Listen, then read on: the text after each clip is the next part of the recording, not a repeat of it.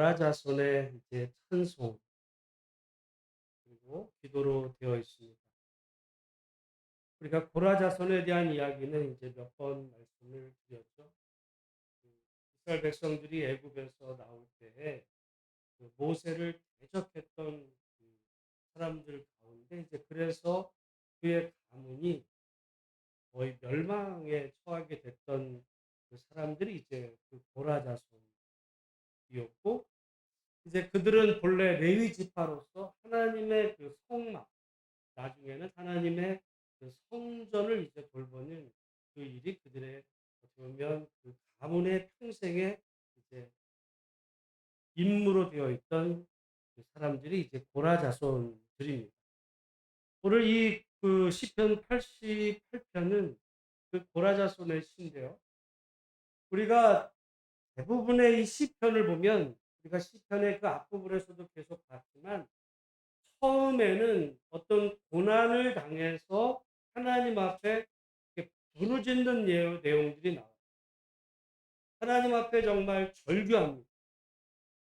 그러다가 이 끝에 가보면 하나님의 그 은혜와 또한 하나님의 응답을 경험하고 결국은 하나님을 찬양하는 것으로 끝나요. 거의 모든 시편이 다. 그러니까 처음에는 하나님 앞에 정말 절망하면서 절규하지만 끝에서는 하나님을 고백하고 인정하고 찬양하는 것으로 거의 모든 시편은 다 그렇게 끝나요. 근데 오늘 시편 88편은 예외. 그러니까 여러분 그 원칙이 있고 예외가 있어요. 우리가 가령 이제 그 원칙과 예외 중에 예를 들어 이제 우리 그 지혜서 가운데 욥기 그 잠언, 욥기가 있고 잠언이 있어요. 전도서가 있고. 그런 면에서 보면 욥기와 잠언은 좀 달라요. 욥기와 잠언은 좀 다릅니다. 그래서 여러분 우리가 그 욥에 대한 말씀은 제가 여러 번 드렸지만 욥은요 하나님 말씀대로 살았던 사람. 근데 잠언의 말씀에 따르면 하나님의 말씀대로 살면 복을 받아요. 승승장구해. 잘 돼. 땅에서도 잘 돼. 자손도 잘 돼. 복을 받아. 들어가도 나가도 복을 받아요. 이 말씀이 신명기에도 있고 레위기에도 있어요. 어떻게 보면 제가 볼 때 성경에서 그게 기본이에요. 기본. 원칙. 그러나 예외가 있어요. 그게 뭐냐? 욥기.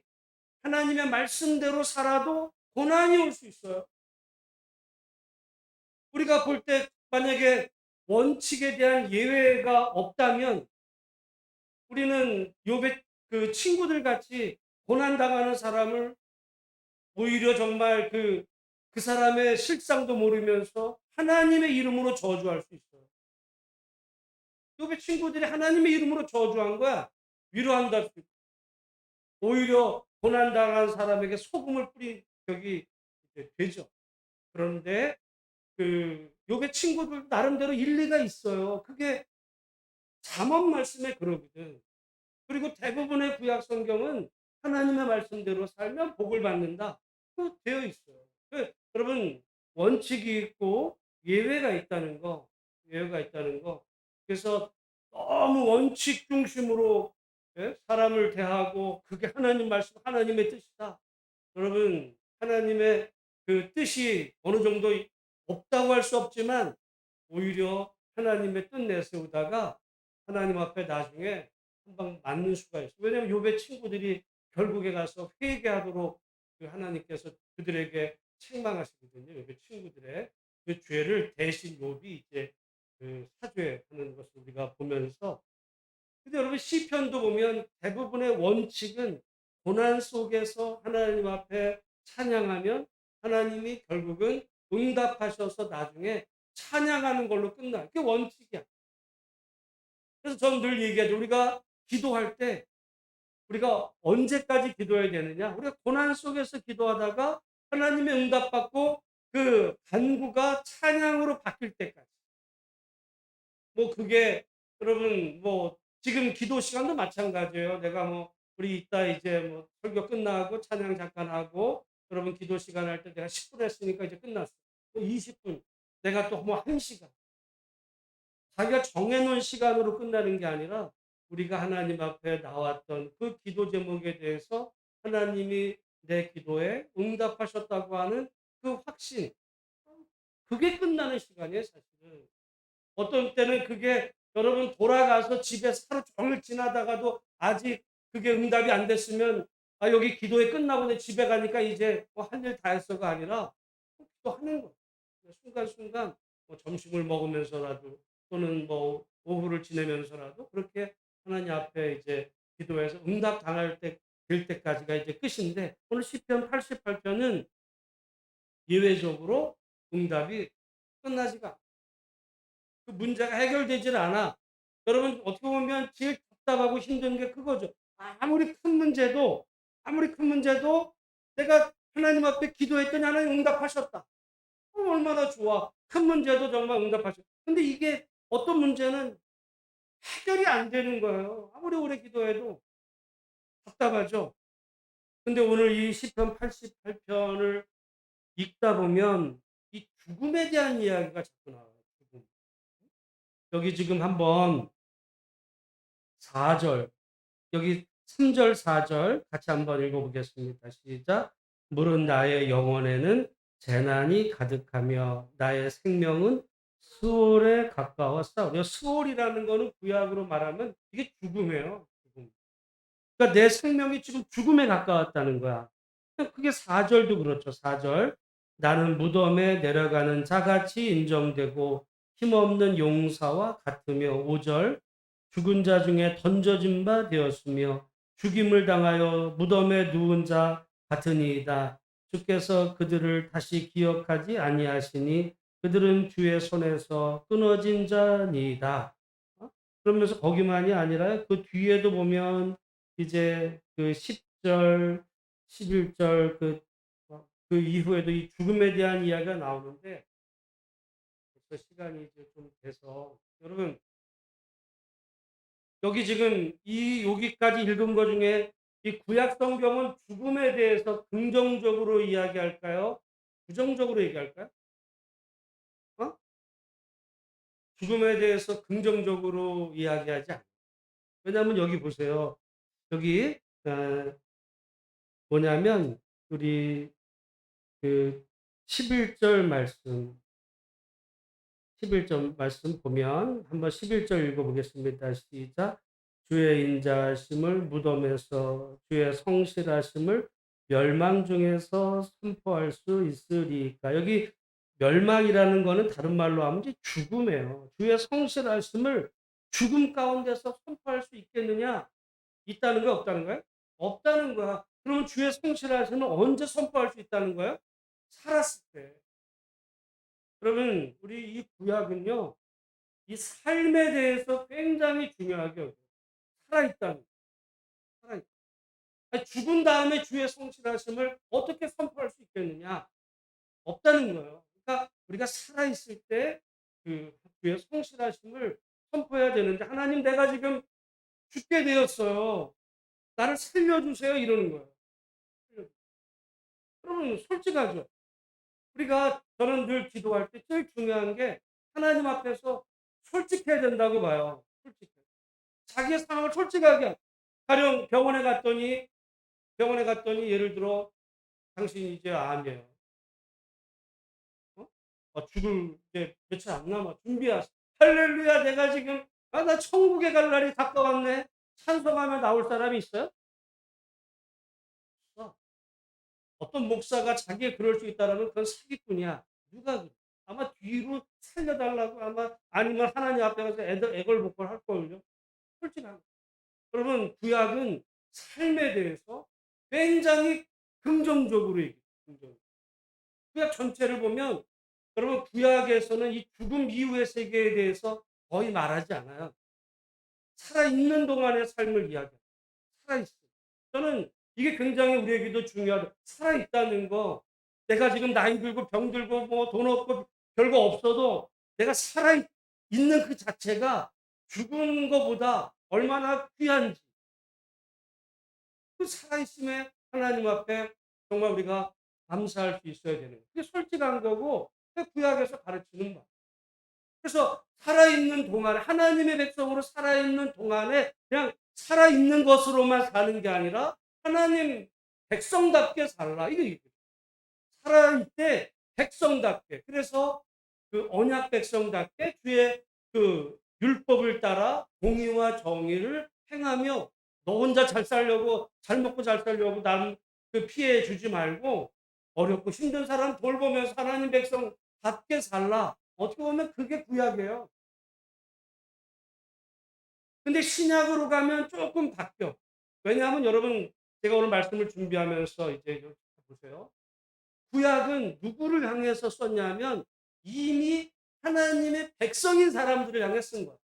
이스라엘 백성, 구원받은 하나님의 백성들이 하나님의 말씀대로 어떻게 살아야 되냐라고 한다면 오늘 우리 그리스도인들이 정말 따라야 될 말은 신약보다도 구약이에요. 이미 하나님의 백성으로서 구원받은 백성으로 내가 어떻게 살아야 될까? 근데 신약은 조금 바뀌어. 왜냐하면 이제 예수님의 죽으심 이후에 보면 그 마태, 마가, 누가, 요한, 뭐 갈라디아, 뭐 로마서, 그 야고보서 막 이게 보면요. 이제 예수님 부활 십자가 이후에 이제 땅 끝까지 복음을 전파하면서 예수를 안 믿는 사람들에게 예수님을 소개하고 하나님을 믿게 하려고 하는 그런 목적으로 예수님이 어떤 분이신지 그들은 유대인들이 아니었기 때문에 성경을 잘 몰라요. 이방인들이다 보니까. 그 이방인, 로마 사람들도 이방인들이야. 갈라디아서도 이방인, 다 이방인들이에요, 그 사람들. 여러분, 신약 성경에 나온 대부분의 그 바울이 쓴 편지들의 그 목적지는 다 이방인, 거기에 물론 유대인도 일부 살았지만 이방인들이다 보니까 하나님에 대해서 몰라. 구약을 몰라요. 그러니까 하나님에 대해서, 예수님에 대해서 소개하고 그리고 이제 그 하나님을 믿어라. 그러니까 여러분, 신약에서 제일 강조하는 게 뭘까요? 예수님에 대한 소개와 믿음의 강조. 그래서 우리가 로마서에도 보면 오직 의인은 믿음으로 말미암아 살고 자꾸 믿음을 강조하냐? 그들은 몰랐어요, 하나님을. 그러니까 예수님을 믿게 하고 하려면 하나님에 대해서 예수님에 대해서 소개하고 이제 신약은 믿음에 대해서 강조하면서 신약은 이제 어떤 게 되냐면 결국은 예수님이 곧 오신다 그랬거든요. 다시 오실 그 예수님에 대한 그 갈망하는 믿음. 사실은 신약에서 제일 강조되는 바는 믿음이었어요. 예수님에 대한 믿음. 예수님이 누구시냐를 소개하고 그분을 믿는 믿음이 신약 전체에서 강조된 거예요. 물론 구약에도 믿음이 강조되지만 구약에서는 하나님의 백성으로서의 삶 강조됐고 상황의 차이가 있는 거예요. 상황의 차이. 여러분 그렇잖아요. 우리가 이미 오랫동안 하나님 믿으면서 하나님 말씀을 잘 아는 사람들에게 물론 반복적으로 예수님이 누구신지 십자가 의미 이렇게 하는 것보다 우리가 어떻게 하나님 말씀대로 살아야 되는지를 강조한다면 예를 들어 새신자에게는 예수님이 누구신지를 소개를 해야 해요. 그리고 예수님을 믿는 믿음을 강조해야 되는데 만약에 수십 년 예수 믿는 사람에게도 그냥 예수님을 믿어라 믿어라 하면서 어떻게 백성으로서 살아야 되는지에 대한 이야기를 안 하게 되면요. 그것도 좀 문제가 있어요. 근데 요게 언제 바뀌냐면, 그러니까 여러분 보세요. 신약 성경의 사람들이 예수님을 믿으면서 그들은 뭘 기대했냐면 예수님이 금방 오신다고 믿었어요. 금방 오실 예수님에 대한 기대하는 마음이 있어요. 여러분, 금방 예수님이 오시면 어떻게 되는 거예요? 이 땅에서 내가 이뤄놓고 한 모든 것들이 어떤 의미가 있어요? 아무 의미가 없어. 아무 의미가 없는 거야. 그러다 보니까 어서 오시옵소서, 오시옵소서, 예를 들어, 그, 아멘 주 예수여 오시옵소서. 요한계시록 그렇게 끝나잖아요. 그러니까 이 신약 성도들은 이제 그런 믿음에서 정말 오실 예수님을 기대하며 살았는데 그 이후에 이제 신약 성경이 쓰여진 이후에 교회에 어마어마한 핍박이 오기 시작합니다. 교회에 핍박이 오면서 이제 그들에게는 갈등이 벌어져 예수님을 그 믿음을 간직할 거냐 예수님에 대한 믿음을 간직하는 것은 또 죽음이에요. 근데 예수님이 뭐 그 믿음을 부인하면 살려주고 예수님을 믿는다 그러면은 정말 순교당하는 이 갈림길 속에서 믿음의 성도들은 죽음을 듣고 있어요. 오늘 우리 같으면 도저히 이해가 안 될 일이지만 아까도 말씀드리지만 신약의 그 후반기로 갈수록 주 예수의 옷이 없어서 막 어떻게 보면 그 오실 예수님 그리고 그 시대는요 정말 지금보다도 더 혼란스러운 시대 끊임없는 전쟁 어떤 그 어려움 속에서 뭐 산다는 게 별 의미도 없는 그런 시대 뭐 요즘 우리는 어떻게 보면 너무 평화로운 시대 속에서 우리나라도 뭐 전 세계에서 전쟁이 끊임없이 이곳저곳이 있었지만 그래도 우리나라는 6.25 이후에 전쟁이 없었잖아요. 물론 월남전에 뭐 참전은 했을지언정 뭐 우리가 이 땅에서 전쟁은 없었든지 거의 뭐 70년 이렇게 세월을 이런 역사가 우리 우리 한민족 역사에 없었던 태평 세월을 지금 여러분 보냈는데 예수님 그 당시의 사람은 끊임없는 전쟁과 기근과 질병과 이런 속에서 이제 그 산다는 것 자체가 정말 힘든 고역인 상황에서 죽음과 그리고 예수님에 대한 그 믿음 속에서 그들은 죽음을 택합니다. 그러면서 어떤 얘기가 나오냐면 믿음으로 죽으면 어떻게 되는 거라 생각했겠어요? 내가 여러분 나는 믿음을 위해서 내가 생명이 끝나도 어차피 아무런 뭐 죽음 이후에 아무것도 없으니까 나는 그냥 예수님 믿고 죽을래. 이런 사람은 없어요. 그런 사람은 없어요. 그 사람들이 순교를 할 수 있었던 이유는 내세에 대한 희망이 있었기 때문에 내가 죽임을 당해도 죽임으로 이 땅의 생명은 끝나지만 내가 주님의 품에 안긴다. 이 땅에선 비교할 수 없는 더 좋은 세상을 내가 간다. 그 믿음이 있었기 때문에 그들은 정말 사자의 밥이 돼도 찬성하며 죽었어요. 믿음을 지키려고 죽은 것도 아니야. 믿음을 지키려고 했지만 결국은 천국 가려고 죽은 거예요. 좀 분위기가 바뀌어요. 그러다 보니까 이 죽음이 부정적이 될까 좀 긍정적이 될까요? 긍정적으로. 긍정. 그래서 심지어 이게 어느 정도 가면 우리도 그러는 거예요. 우리도 그게 지금까지도 좀 남아 있어서 예수 믿고 천국은 언제가? 죽은 다음에 가는 거야. 마치 죽음이 우리 구원의 완성인 것 같이 이게 이상하게 가는 거예요. 근데 그게 그, 제가 많이 생각을 해보면 그게 여러분 그런 그 변화의 흐름이 있어요. 근데 구약은 그러지가 않아. 구약은, 하나님 나의 생명을 받아주셔서 나는 이 땅보다 하나님 더 좋아요. 하나님이, 야, 생명이 귀한 줄 알고 너 똑바로 살아. 그렇게 말씀하셨어요. 왜? 핍박이 없을 때는 하나님의 그 말씀 가운데 사는 게 어떻게 사느냐가 중요합니다. 그러니까 구약은 삶이 굉장히 강조가 됐어요.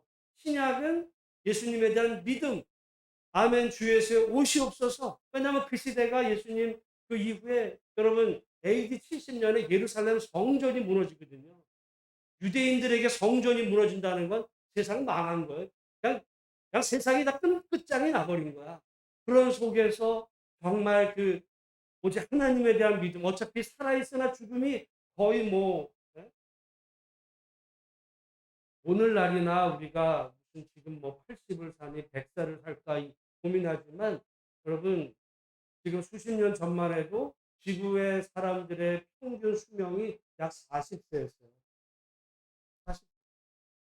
우리 아마 조선시대 같은 데로 보면 평균 수명이 30대 밑으로 떨어져요.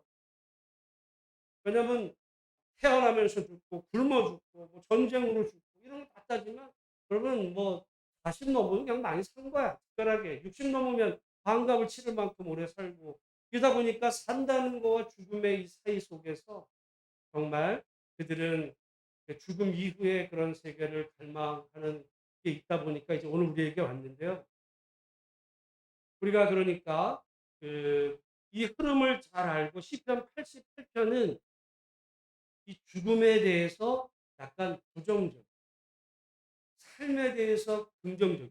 그러니까 우리는 이 시편 88편을 읽으면서 어떤 생각을 가졌냐면 하나님이 나를 오늘 살게 하신 은혜에 감사하면서 내가 살아있는 동안에 내가 하나님 앞에서 어떻게 살아야 될까. 물론 우리가 여러분 이제 시편 그러니까 우리가 시편을 읽을 때로 구약을 읽을 때는 그런 마음을 또 가져야죠. 근데 우리가 예를 들어 정말 어렵고 힘들고 이런 상황에 처했을 때 가령 이 죽음을 무서워해 가지고 말이지 그 믿음을 변절하고 이런 상황에 처하게 된다면 오히려 그 우리 초대교회 성도들처럼 내 생명이 정말 여기서 끝나도 하나님이 나를 영원한 나라에 받아주실 것에 대한 믿음으로 그 믿음을 지키는 것 그것도 중요한 거예요. 그때는 그때 가서. 근데 건강할 때부터도 우리 자신을 속이는 거죠. 마치 예수 믿으면 죽으면 천국. 저는 오늘 하나님이 다르게 말. 야, 너 죽으면 천국 갈 거 믿으면 너 똑바로 살아. 천국 하나님의 백성이 너는 이미 됐잖아.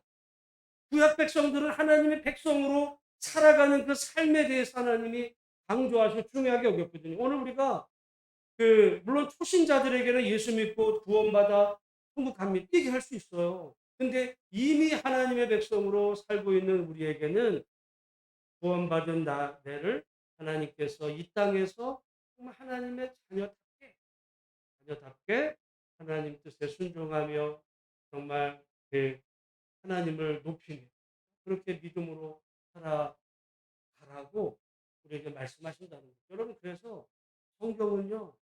그 성경 하나를 잘 보면 그게 거기서 우리가 어떻게 해야 될까 이 부분을 딸을 그거 갖다 퉁쳐버리고 그냥 예수 믿으면 죽으면 천국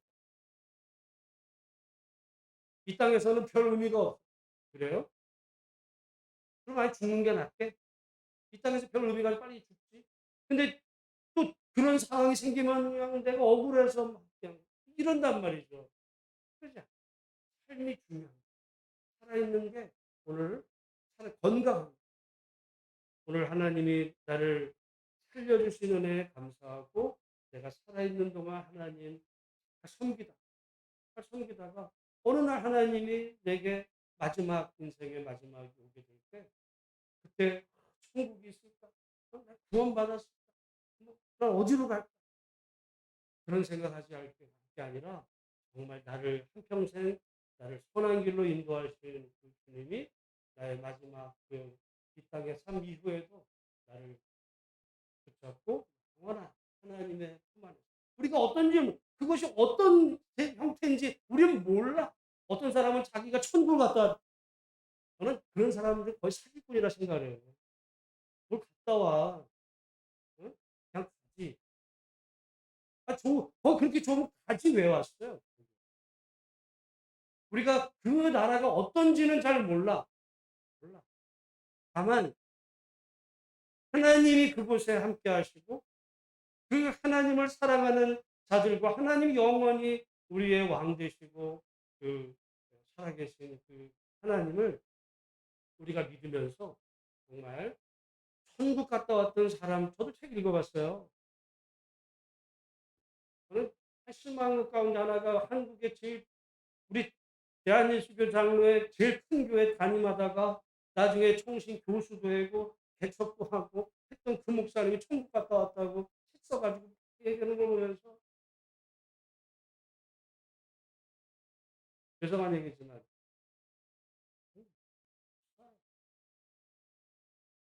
그 천국을 얘기하지 말고 성경을 하나님을 얘기. 왜냐면요 천국 갔다 왔다는 사람들 얘기가 다 달라. 아니 갔다 왔어요. 왜 똑같아? 이거 여러분 우리가 내가 뭘 봤어. 그거 볼 게 아니고 우리 하나님의 말씀과 뜻에 따라 하나님이 우리를 살려주셨으면 그런 사람들 쓸데없는 얘기할 게 아니고요. 정말 우리 생명 있는 동안에 하나님의 뜻에 따라 믿음으로 말씀으로 주어진 인생을 묵묵히 충성하며 걸어가면 나머지는 하나님이